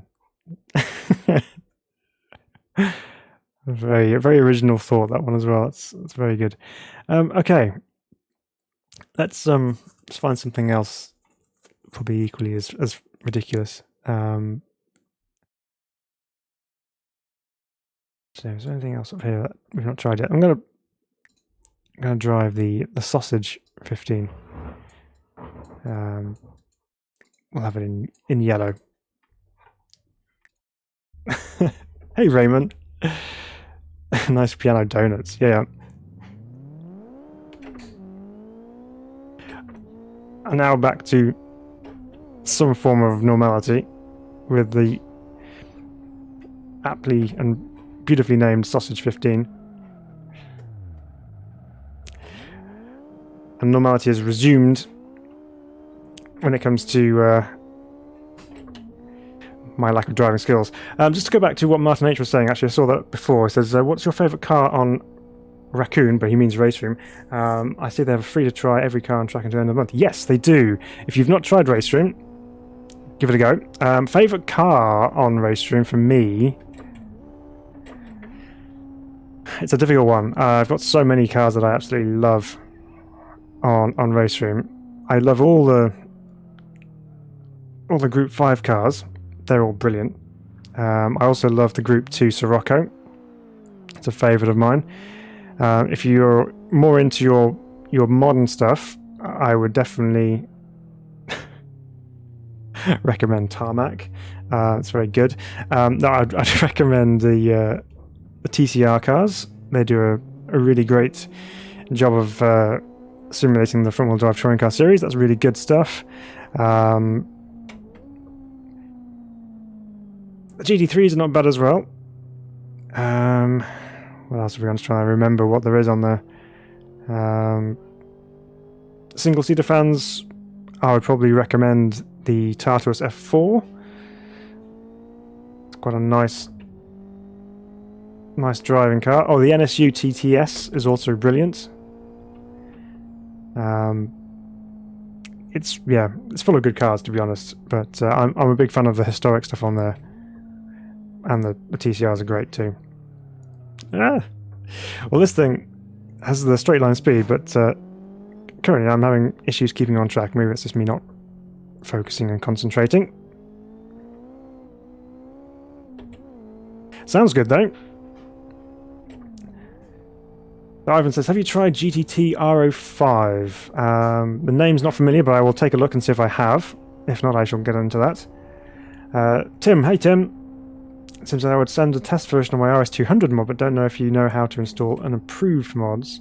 You can drive them using the test link on the forum. Okay, oops. Wasn't paying attention to getting that thing stopped. I've not given that a go yet in terms of driving unapproved mods. You can drive them using the test link on the forum. Okay, yeah, not check that out, but please do. Yeah, I'll check that out maybe offline. I might try and see if I can do a quick preview video of that during the week. Okay, so just to sum up the Sausage 15, we didn't really say much driving other than sending it off track. Yeah, it's pretty fun. Quite fun to get sideways with this thing. Brakes, you need to be on them quite early because, as you can tell, I've ran off an awful lot. But yeah, nicely modelled, looks good.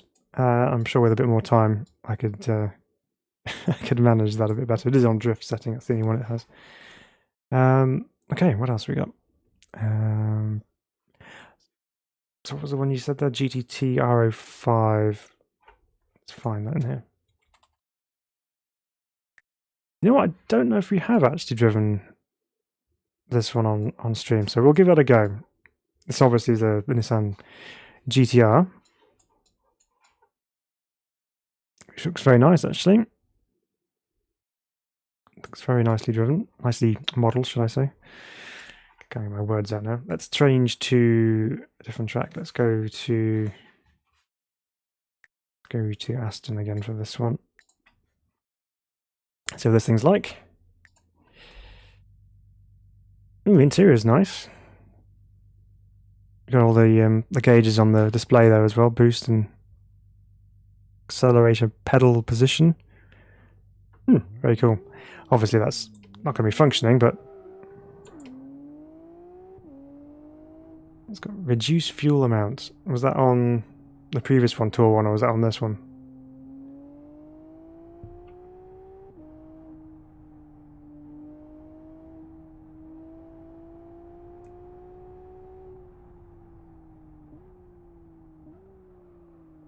Okay, right. Well, so far so good. This thing sounds as you would expect a GT-R to sound. Sounds nice, actually.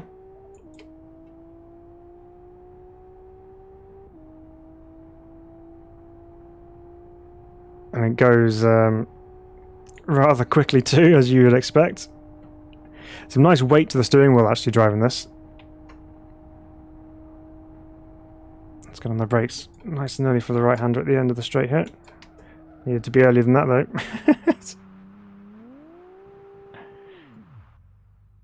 And we're in the gravel. Right, let's go back out to the tarmac and try that again.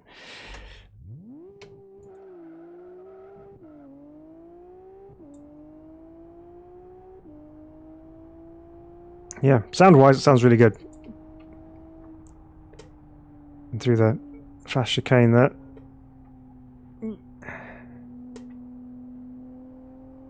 Yeah, you can definitely feel the weight of this thing moving around. Nope. It's going for the H-pad and gearbox then for some reason. On the paddles. Not getting it stopped very well this evening. Need to get on the brakes earlier.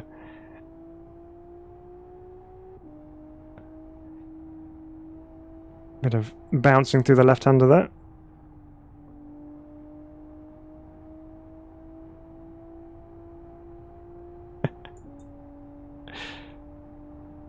There we go. Get on the brakes. It's not going to stop. Yeah. I'm sure the GT-R has probably stronger brakes than that, but that was. I mean, it's nice to drive. You just need to be aware that you have to get it stopped earlier. Okay. Let's have a look. What else we got? The RC11. Yeah, I think we have driven that one in the past, actually. Looking back through that one. Okay. What else we got on here?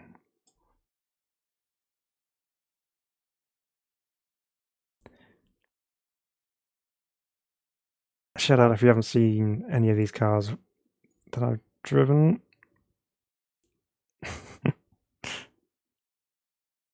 So Evans is a bit too grippy on slicks, but still fun to drive. Yeah, no, it's nice. It does drive well. I'm going to try the Formula Americas car. I don't think we've driven this one yet. It's got a nice McLaren-esque livery on that. So we got road course, speedway, short oval, and road course 2. Difference in road. Okay, there's different ride heights. That's cool. You got the different aero packages. So what we'll do, we'll start off with the speedway configuration. We'll go to the Kyoto ring and we'll do the oval, give it a test. Okay.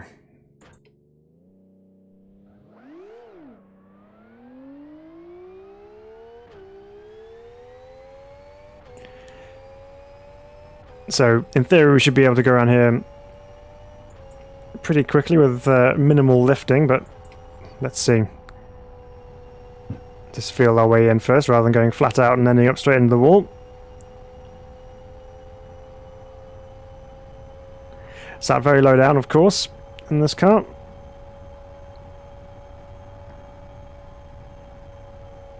Get it turned in. No lifting whatsoever through turn 1 there.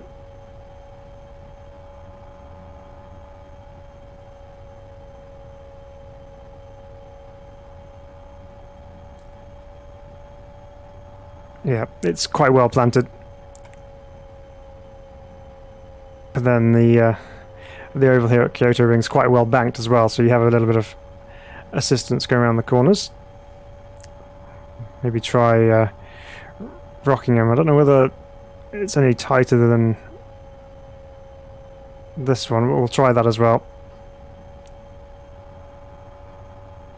Now obviously the real beauty of oval racing is in its competition with other cars, where you've got slipstream and drafts and jockeying for position, etc. So just driving pure laps on your own with the throttle welded to the floor is not always the most riveting experience, but it's worth trying that. So let's go to the Rockingham circuit and just check.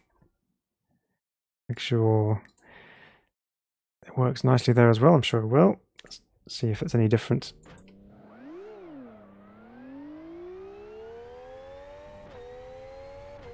So slightly less banking here at Rockingham. So if we have to do any lifting for these corners.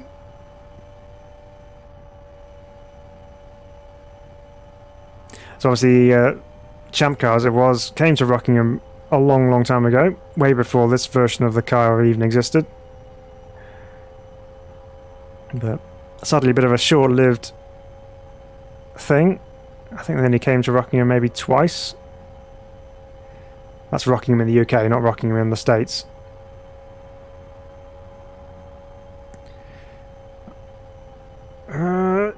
Nope. Turn 4 is too tight for this car to take flat out.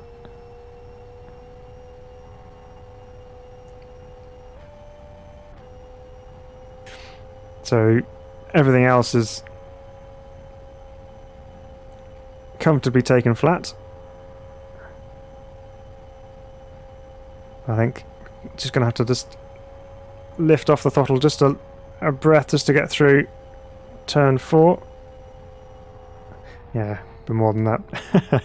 Right, well let's try that in a race. See how the AI can get on with that.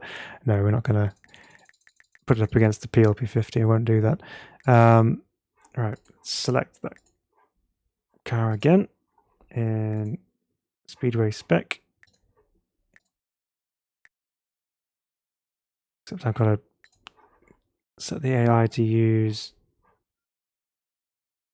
the same setup, haven't I? So let's go here. Don't remember where that is now. So yeah, there you go. AI use player setup. Yep. There we go. Got a few of those cars on here, and we'll I've got it set to a 1 lap race, so we'll do a few laps of that. Let's let it do its AI learning paths. Let's see how it goes. There we go. That's taken care of, and put it up to do 5 laps. Actually, we'll start further back. Let's end that race, and we'll start at the back. There we go. Right. Let's see how the AI cope with this. Just thrown straight into the deep end with a new car. Obviously, you wouldn't have standing starts on an oval. But in this one, we will. With the aero package on like that, it looks like we're racing Formula Fords. Oh, hello.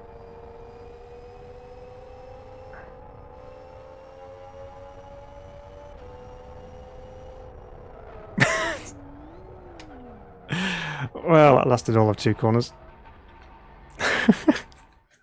Let's try again. Not quite sure the AI are aware of you being on the inside of things, but it's fine. Try again. Be another survival race like we were in the in the P50. Here we go.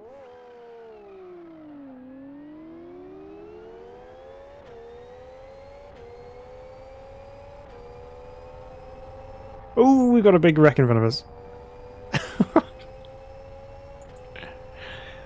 Thankfully we missed that one.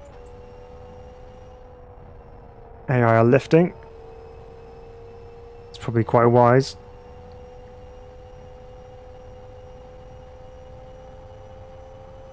Now, we have to... I was about to say we have to lift for turn 4, but AI beat me to it.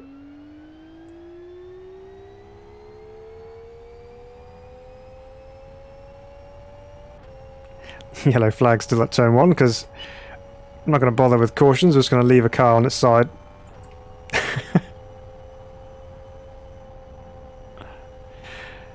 So the AI seem to be taking it quite carefully, other than crashing into each other obviously, but in terms of speed around the circuit.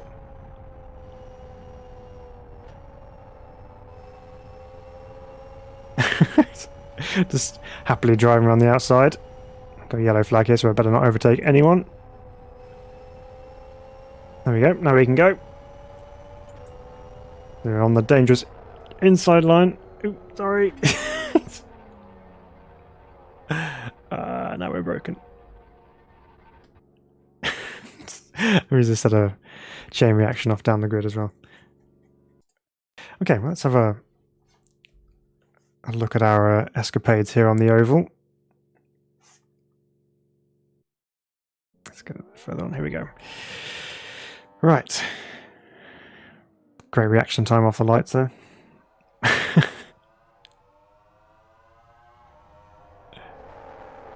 Oh, bit of a... well, that cleared up a few of the cars.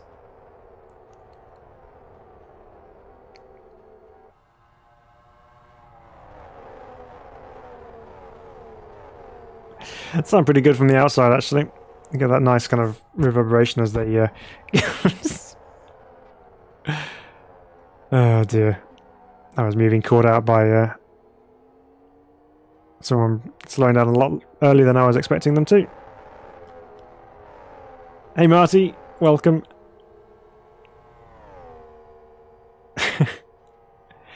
Raymond says looks a lot like NASCAR's Pocono. It's kind of similar. It's actually got 4 corners rather than the 3 from Pocono. Pocono's like a big tri-oval, but it's a really odd shape, the Rockingham oval.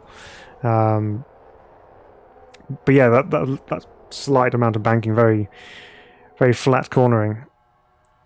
It's quite similar.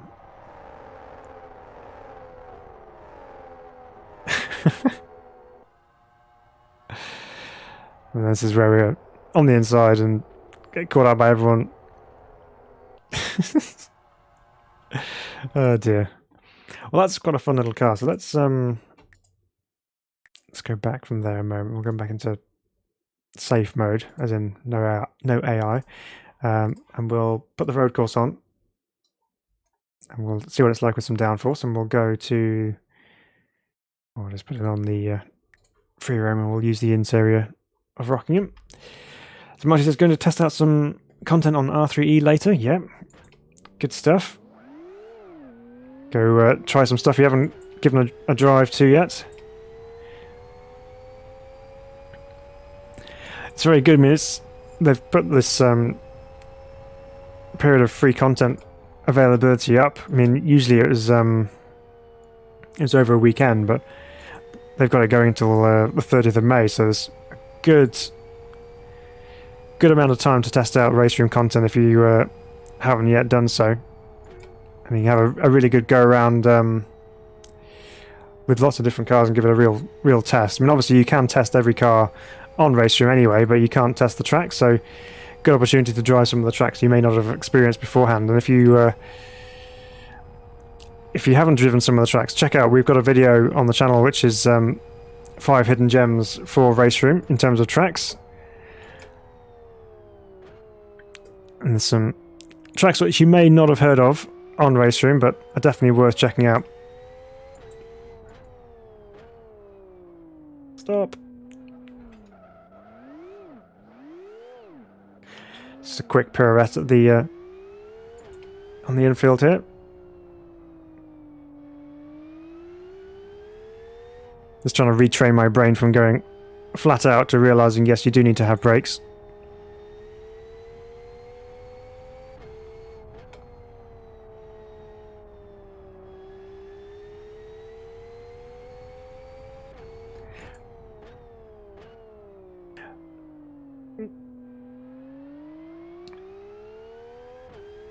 So the older DTM look fun, says Marty. Yes.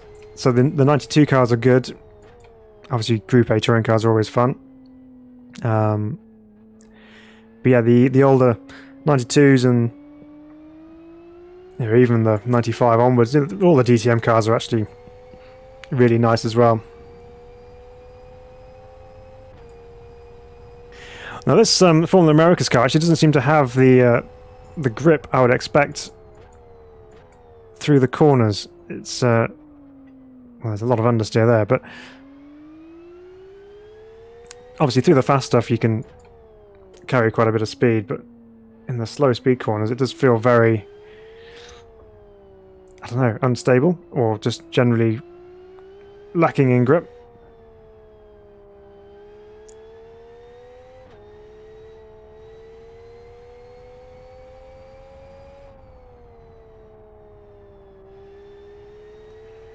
Yeah, definitely. You can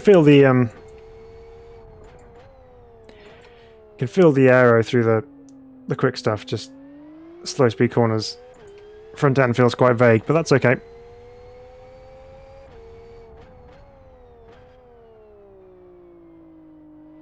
Yeah, just a bucket full of understeer to deal with.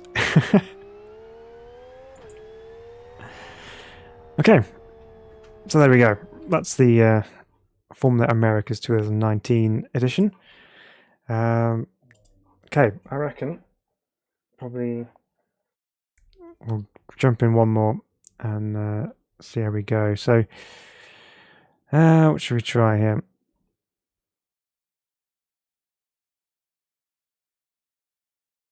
I'm actually curious. This looks like a coupe truck. It's got the racing splitter bodywork on the front, so quite keen to see how this drives. It's a bright yellow. Obviously, we have to go with that. Right. So from one thoroughbred race car to another.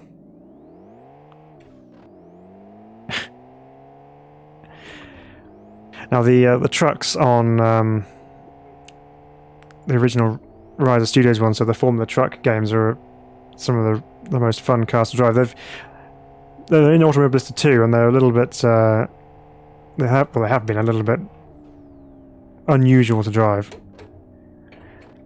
but I'm sure that's going to be fixed very, very soon.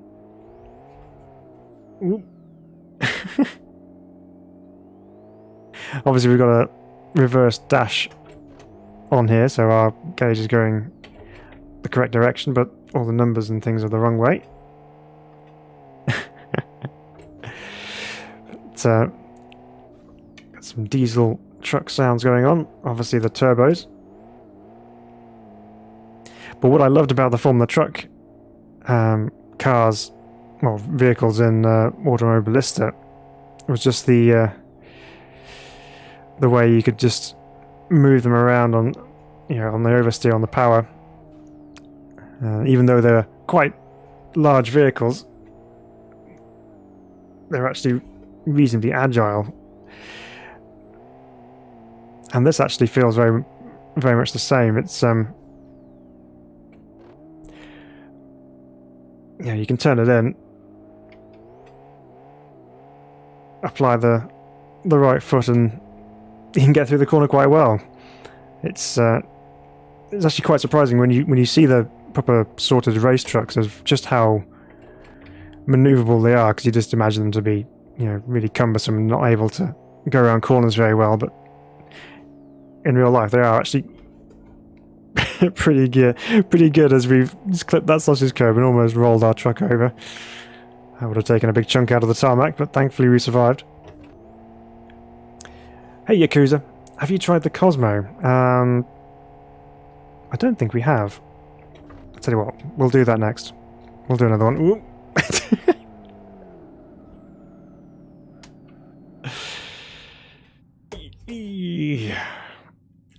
Well, that was an interesting way around turn 1.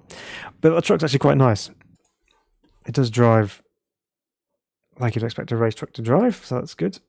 Okay, the Cosmo. Let's find the Cosmo. Where's that? I have to type it in again. Nope. No, it's not that one. So, let me see if I can find it. I think it's... Where is it?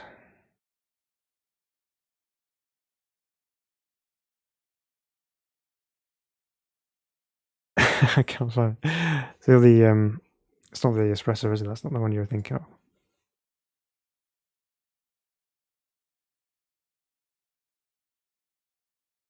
Or was it the Astro you're talking about though? Because that's probably what the Cosmo is. We did drive that one earlier on. Frank says, in both MS2 and real life, you have to really manage the tyres or they overheat quickly and you're in the soup. Yes, I think we found that as far as the Cobra truck's concerned. Yeah, no, that's a very good point. Yeah, the tyres do heat up very, very quickly indeed. Obviously, you're sliding them around quite a lot as well. But yeah, that's quite fun. Okay.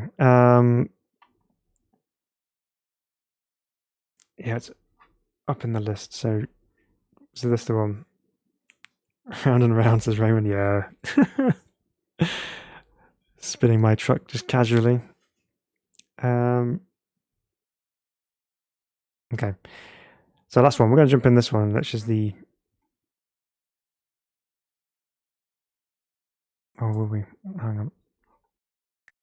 Oops. No, stop. Go back to the pits. Don't know if you tried the Schenker 16 valve, says Tim. We tried the WRC, I think, didn't we? Yeah, I think we tried the WRC version. We'll give you a 16 valve one a try. This is obviously the road version of what you're basing the WRC on. Okay, let's give this a go.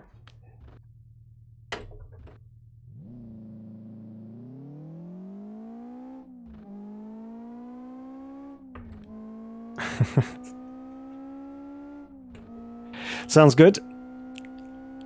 Some good noises. Rear-wheel drive 2-litre naturally aspirated, says Tim. Okay, it's good to know. I shall bear that in mind.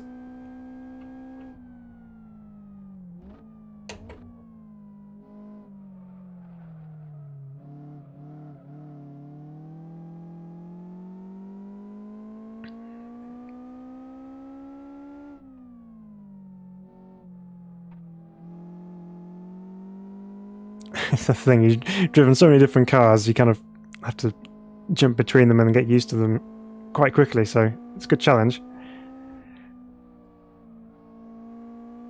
Let's go this way.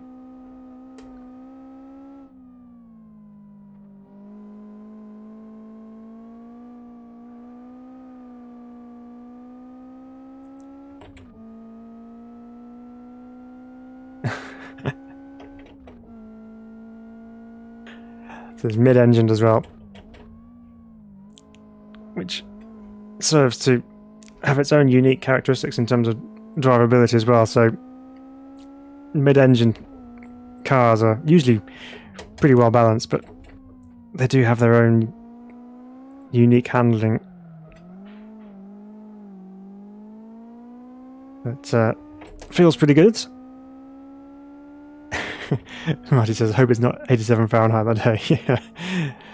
You don't have much chance if you've got a hot day and you're driving one of those coupe trucks. Oops. This isn't the WRC version, I promise.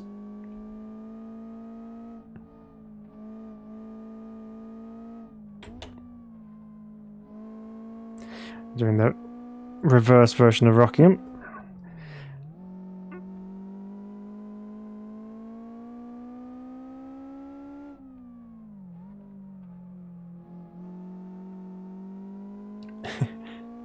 Avon tyres, yeah. They have a couple of real brand tyres in Live for Speed, Bridgestone and Avon. Oops. I was obviously just cutting across so we can go on the oval. That's why I was doing that.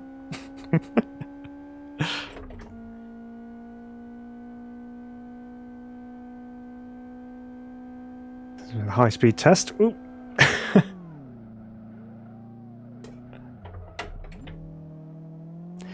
Just dip down onto the apron, and that was that. So Tim says it matches the RB4 on RX, though. Okay.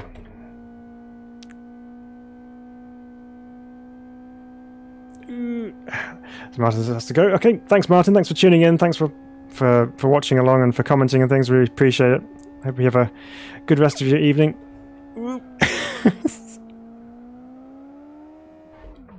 Sorry, Tim. You broke your car. No, that's good though. That drives nicely. It's very, very good. Okay, well there we go. So that's that pretty much sums up our stream for this evening. We've had a few new cars to drive. It's always a pleasure to kind of load up Live for Speed. And you can pretty much load it up any day of the week, and you'll find new cars being added on here all the time. And as you can tell, the list is just it's immense. It's growing all the time. There's so many cars to choose from, and there's some really fun cars to choose from in here. And as you can see, there's some which are slightly less serious, such as the Piano or or the PLP 50.